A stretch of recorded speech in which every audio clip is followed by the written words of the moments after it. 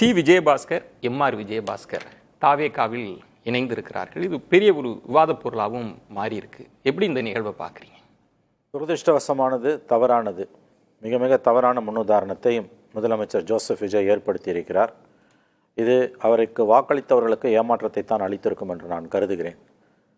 ஊழல் குற்றச்சாட்டுக்கு உள்ளானவர்கள் என்பதை தாண்டி குட்கா வழக்கில் அவர் ஒரு முக்கியமான குற்றம் சாட்டப்பட்ட நபராக இருக்கிறார். சி. விஜயபாஸ்கர் அவர்கள், முன்னாள் மக்கள் நல்வாழ்வுத்துறை அமைச்சர். அந்த வழக்கில் சிபிஐ குற்றப்பத்திரிகை தாக்கல் செய்து வழக்கு விசாரணையும் நடந்து கொண்டிருக்கிறது. ஊழல் வழக்குகளாக இருந்தால் கூட அது அரசியல்வாதிகள் மீதான ஒரு வழக்கமான ஒரு நடைமுறை என்று கூட நாம் எடுத்துக்கொள்ளலாம். ஏனெனில் பலர் அதில் விடுதலை செய்யப்பட்டிருக்கிறார்கள், சிலர் தண்டிக்கவும் பட்டிருக்கிறார்கள். குற்றம் சாட்டப்பட்டவர் ஒரே காரணத்தால் அவரை குற்றவாளி என்று கருதிவிட முடியாது என்ற ஒரு வாதத்தை கூட கரப்ஷன் கேசஸ்லாம் நாம் எடுத்துக்கொள்ளலாம். பட் குட்கா வழக்கு போன்ற வழக்குகள், அதாவது அது ட்ரக்ஸ் சம்பந்தப்பட்டது, போதைப் பொருட்கள் சம்பந்தப்பட்டது, இன்றைக்கு மனிதகுலத்தின் மிக முக்கியமான பிரச்சனைகளாக இருப்பது, தமிழ்நாடு இந்தியா மட்டுமல்ல, மனிதகுலத்தின் முக்கியமான பிரச்சனைகளில் ஒன்றாக இருப்பது போதைப் பொருள் பழக்கம். எல்லா நாடுகளுமே இன்றைக்கு திண்டாடி கொண்டிருக்கின்றன அதை ஒழிப்பதற்கு. தமிழ்நாட்டின் பிரச்சனைகளில் முக்கியமான ஒன்றாகவும் கூட அது இருக்கிறது.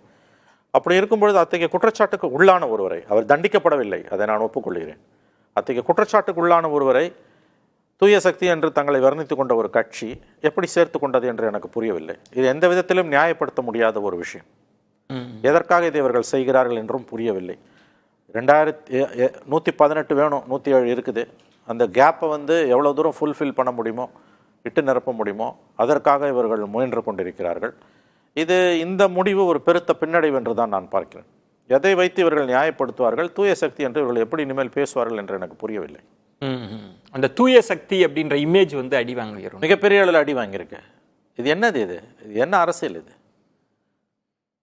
இன்றைக்கு நீங்கள் அவங்க அறப்போர் இயக்கம் சொன்ன மாதிரி இனிமேல் நீங்கள் தமிழக வெற்றி கழகம் இல்லை, குட்கா வெற்றி கழகம் என்று அவர்கள் சொல்லுகிறார்கள். ஆன்டி கரப்ஷன் மூமெண்ட்ஸ், மிகப்பெரிய அளவில் நம்பகத்தன்மை உள்ள ஊழல் எதிர்ப்பு இயக்கங்கள், உங்களை ஆதரித்தவர்கள், திமுக அதிமுக 2 அமைச்சரவையிலும் இருந்த அமைச்சர்கள் மீது கடந்த பல ஆண்டுகளாக ஊழல் வழக்குகளை தொடுத்து அதில் சிலதில் வெற்றியும் பெற்றவர்கள், அவர்களுடைய நம்பகத்தன்மையில் யாருக்கும் சந்தேகம் இல்லை.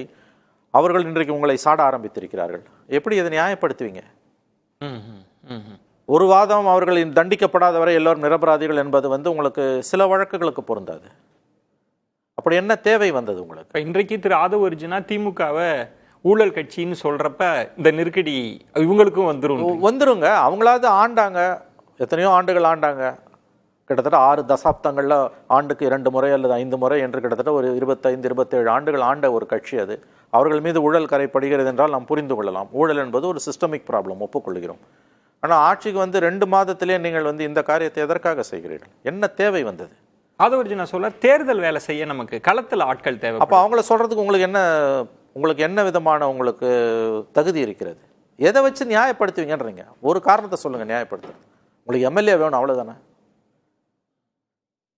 இந்த வாக்களித்த மக்கள் 35% வாக்கு என்பது மிகப்பெரிய சாதனை.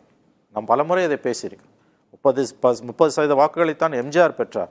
4-5 கட்சிகளை கூட்டாக வைத்துக்கொண்டு 130 சீட்டு வாங்கினார். அன்பார்ச்சுனேட்லி உங்களுக்கு சீட் கன்வென்ஷன் ஆகல. பட் இந்த சாதனை என்ற அளவில் ஜோசப் விஜயோட சாதனை மிகப்பெரிய சாதனை. மோடி அவர்கள் கூட செய்யாத சாதனை. அவர்கள் வாங்கிய 37% வாக்குகள் கூட 40 கட்சிகளை சேர்த்து வைத்துக்கொண்டு, எம்ஜிஆர், ஜெயலலிதா, கலைஞர், ஸ்டாலின் யாருமே செய்யாத ஒரு மிகப்பெரிய சாதனை. தேசிய அளவிலும் எந்த தலைவரும் செய்யாத சாதனை. 35% வாங்கி 2 பெரிய கட்சிகளை வீழ்த்தியது என்பது. ஈவன் மைனாரிட்டி கவர்மெண்ட்டாகவே 107 சீட்டை வச்சுட்டு ஆள முடியும். இதுதான் எங்களோட ஸ்கீம் ஆஃப் திங்ஸ், இதுதான் எங்களுடைய செயல் திட்டம், இது எங்களோட ஆக்ஷன் பிளான்.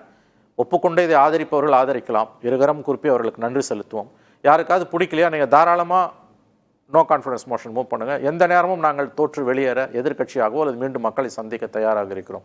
ஒருபோதும் இது போன்ற காரியங்களை செய்ய மாட்டோம். ஆளை இழுக்கிறது, கட்சியை உடைகிறது, குற்றச்சாட்டுகளுக்கு ஆளானவர்களை அமைச்சரவையில் கட்சியில் சேர்த்து கொள்வது காரியங்களை நாங்கள் ஒருபோதும் செய்ய மாட்டோம். நாங்கள் மைனாரிட்டி கவர்மெண்ட் தான், இப்படியே நாங்கள் ரன் பண்ணுவோம்னு சொன்னால் 5 வருஷம் அவரை கவிழ்க்கக்கூடிய தைரியம் ஒரு எம்எல்ஏ கூட, திமுக அதிமுகவில் இருக்க ஒரு எம்எல்ஏ கூட வராது. ஏன்னா அவங்க தான் பல கோடிகளை செலவு பண்ணி ஜெயிச்சவங்க.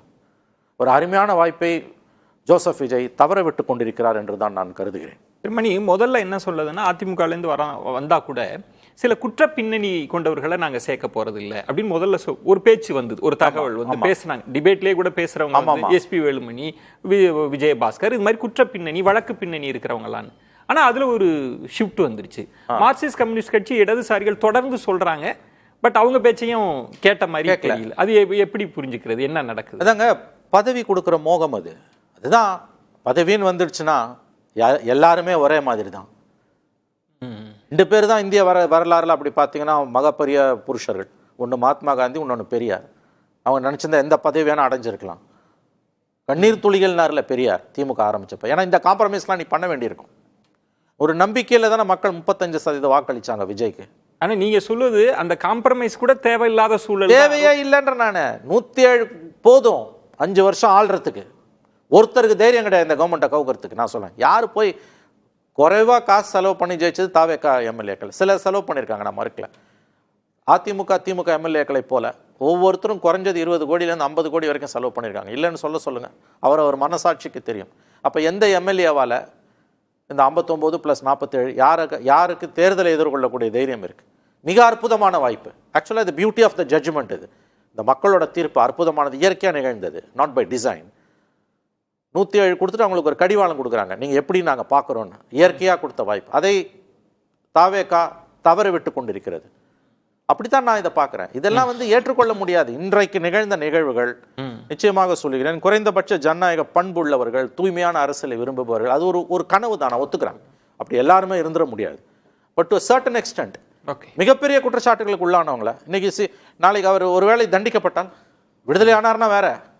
சிபிஐ சார்ஜ் ஷீட் பண்ணி ட்ரையல் நடந்துகிட்டு இருக்குங்க. எப்படி நீங்க அவரை கொண்டு வந்து சேர்க்குறீங்க? அப்ப தூய அரசியலை பத்தி பேசுறதுக்கான உங்களுடைய உரிமை என்பது எங்க போகுது? அப்ப இது ஆதரித்த கட்சிகளோட நிலைமை என்ன? அவங்களையும் சேர்த்து தான் கேட்கிறேன். நேற்றுக்கு பெரிய கூட்டம் நடந்தது. அவங்க இந்த கூட்டணிக்கு ஒரு பெயர் வைப்பது என்று முடிவு செய்திருக்கிறார்கள். கோஆர்டினேட்டர் போடுறான்றாங்க. குறைந்தபட்ச செயல் திட்டம் வரவேற்கத்தக்கது. ஆனா சில அடிப்படை விழுமியங்கள் இருக்குல்ல, இப்ப இதுக்கெல்லாம் இவங்க எல்லாம் என்ன பதில் சொல்ல போறாங்க? அவங்களுக்கும் அந்த நெருக்கடி வந்து இந்த நெருக்கடி அவர்களுக்கும்